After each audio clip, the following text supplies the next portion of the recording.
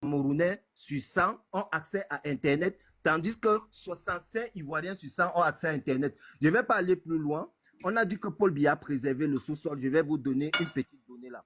Je vous présente là les pays qui ont cédé plus d'été aux étrangers, dont les pays les plus vendus dans le monde entier. Le premier pays le plus vendu dans le monde entier, c'est la République démocratique du Congo, avec 9,6 millions d'hectares de terres qu'ils ont cédés aux étrangers. Deuxième, c'est l'Indonésie, avec 4,8 millions d'hectares de terres, soit 2,5 millions d'hectares. Le troisième, c'est le Cameroun, le pays d'Amérique avec 4 millions d'hectares de terres. Je cherche la Côte d'Ivoire, là, je ne trouve pas, avec le panafricanisme de Paul Biya qui a préservé le sous-sol du Cameroun. Donc ça, c'est pour les hectares de terres cédés. Et je vais aller un peu rapidement pour vous présenter les positions françaises au Cameroun. Au Cameroun, ça, c'est la carte pétrolière du Cameroun. C'est le domaine minier du Cameroun. Qui contrôle quel pétrole au Cameroun? Allons ensemble. Quand vous regardez le bassin de C18 à Sandigas, là, c'est Perenco, c'est les Français. Kita Edem, c'est Perenco. Partout là, Perenco, la France contrôle tout le pétrole camerounais.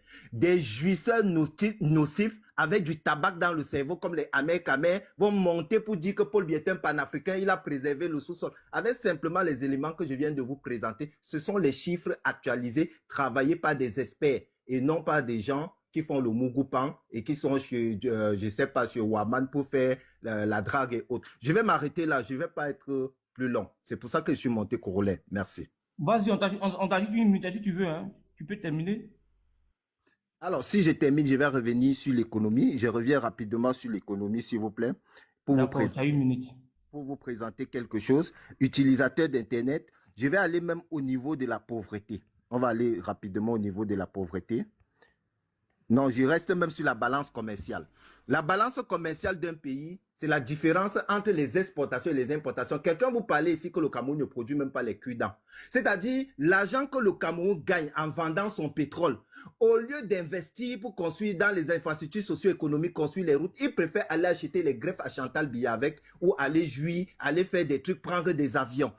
Par contre, en Côte d'Ivoire, on prend la dette pour investir. C'est pour ça que vous voyez là, en bleu, là, vous voyez le Cameroun, c'est la balance commerciale du Cameroun. Un pays qui se porte mal. Depuis 2010 jusqu'à 2021, vous voyez la courbe du Cameroun n'a jamais atteint le zéro. Regardez la courbe ivoirienne.